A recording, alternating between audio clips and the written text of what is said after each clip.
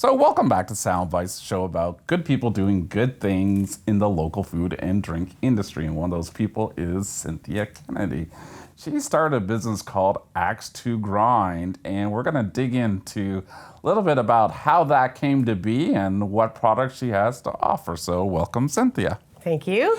So I guess the obvious question, I always ask it first, how did this business come to be? Because I think it's actually, reading up, it's got a pretty unique story into how you decided to create this. Well, it totally has a story to it. So I'm a competitive axe thrower. I throw double bit axes, and I took it up as a hobby, did league at a local bar, and loved the sport. It's really a beautiful group of people. And I eventually, over time, got a little bit better. And the World Championships happen every 2 years in that sport, and it's in different countries. And in 2019, the World Championships were happening in Sweden. And so we had to fundraise to get our team there. And I'm a rather shy individual, and did not want to go ask people for sponsorship money, but I have a background in culinary arts, and I said to the team, I can make a couple of spice blends, and why don't you guys take them to your work, like kids do with cookies and stuff, and let's see if we can raise some money that way. And it took off. People were buying them and buying them again and asking for them through the team members, and we ended up raising a lot of money, and everybody who had hoped to go to Sweden, through our efforts collectively, we were able to get everybody who wanted to go there. I was team captain for Team Canada when we went to Sweden, and we did really well. And then, so coming off of that success, in January of 2020, I decided, I'm going to do another round of the spices so we can go to the European Championships in Switzerland. And then the world shut down in March. Right, okay. So I was sitting on a lot of spices at that point because I had planned and done my projections. And so being laid off during that time, I really had some time to reflect and see that I really enjoy doing this. And so more than the job I had. Right. So I do miss the benefits and all of that, but yeah. So how did it start? So what product did you start with? I started with a donair, a spud spice, a taco seasoning, and I think pizza. Okay. And yeah. Okay, so you started with a few, and then you're selling them locally, presumably, but now you do have national, you sell nationally. I do. I sell nationally in small boutiques. I'm in the Atlantic provinces in a number of stores like Pete's Boutique and Masstown, and some of the Sobeys stores and some of the Atlantic superstores with the local programs that they've got. But I'm definitely growing at this point and looking to expand even more. So yeah, it grew really, really well. I still give a portion of my sales to the national team because they were getting all of the profits back then. Now I give them a portion because I got to make a living. And it came to a point where I could no longer produce them out of the in-law suite of my house, which was a inspected kitchen at the time. Right. So let's talk about where you produce it now, because I think that's a good story too. And we've talked about these people before, but tell us a little bit about where and who packages it, because it's got a nice story. Oh, it's great.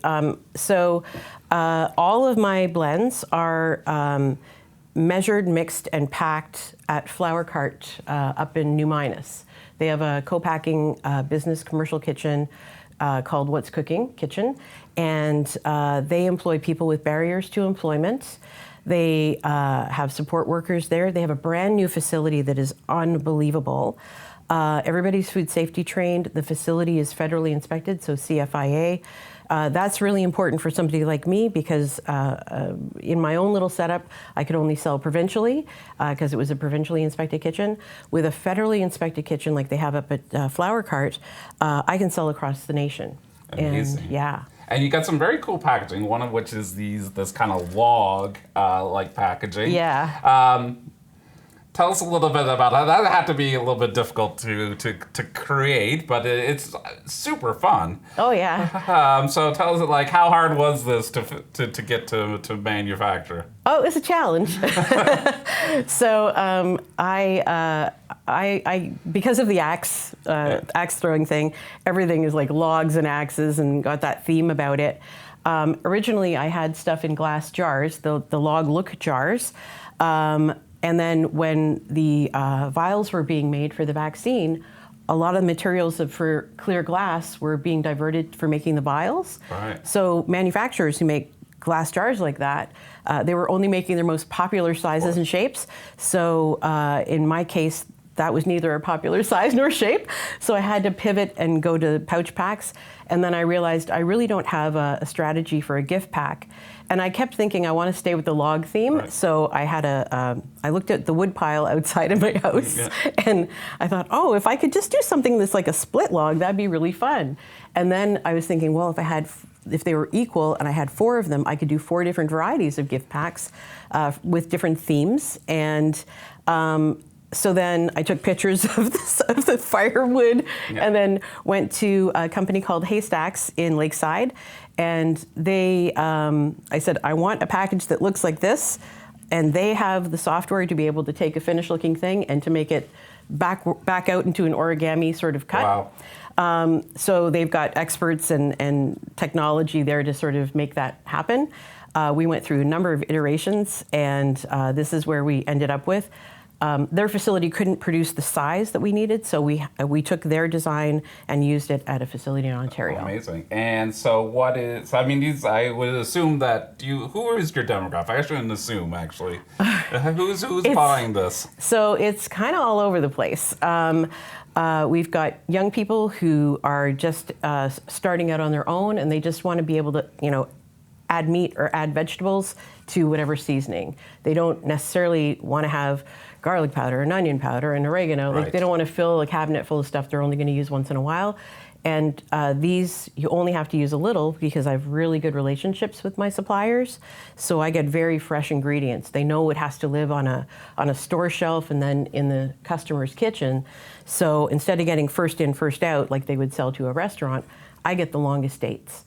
And that helps me immensely. And that also helps the person using these things to know that they've got a good long shelf life on them. Amazing. And we know that, talking earlier, there's a lot of good ingredients that goes into one of these, and sometimes it takes a lot of good ingredients to make a very small amount of this. We were talking earlier about your newest product, which is kimchi based. Yes, it's called K-pop kimchi. It's a popcorn topping, because why wouldn't you do Korean popcorn topping? Call it K-pop. So this one takes a lot of work. We have freeze dryers set up at Flower Cart for this specific product. And we freeze dry kimchi. We start out with about 200 kilograms of kimchi. And when you freeze dry it, pulverize it, sift it to get any of the fiber of the cabbage out, you're left with about 2 kilos of powder. So it's a lot. So it is one of our premium products. Right. It's also made with freeze-dried butter powder. We don't freeze-dry the butter powder. We get it from a company because the process of freeze-drying butter is it's a spray process in a vacuum. Okay. It's a really cool thing, but way more out of my price range to produce at Flower Cart. So yeah, there's some really amazing stuff. We have 4 families of products. So we have, of course, the popcorn toppings. We have drink rimmers, and we have the drink rimmers in both savory and sweet. Perfect. So the sweet ones would be used for your vodka coolers, your daiquiris, your sweet cocktails, but also for kids' drinks and dessert toppings. And then the savory, of course, you would know, like Caesar or Kona Lime sea salt. Kona Lime would be great for your margarita. It's also a great finishing salt for fish, fajitas, or corn on the cob. Amazing. And then we've got our regular blends, which would be blends and rubs. And then these guys here, these are the premium ketos. These are keto versions of, say, a barbecue rub that would normally be made with brown sugar. This is a sugar-free version for people who are on the keto diet or diabetic, people just avoiding sugar and avoiding carbs. Most of all of our blends are low sodium. Some of them are no sodium. Wow. Like our chowder spice has no salt. and our Cajun has no salt. So there's some really, healthy natural ingredients here. And because they're so fresh, you don't need to use a whole lot. Amazing. So I guess the most important question is, how do I get this? Okay, well, there's a couple of ways. I am in some stores, quite a number of stores at this point, and we're growing. But I have an online store, so axetogrindfoods.com. You'll find my online store, and it's got a lot more than just the blends. On that store, I also sell individual spices and dried herbs, the ingredients that go into these things, really. And I've got, the gift ideas and stuff. So axetogrindfoods.com.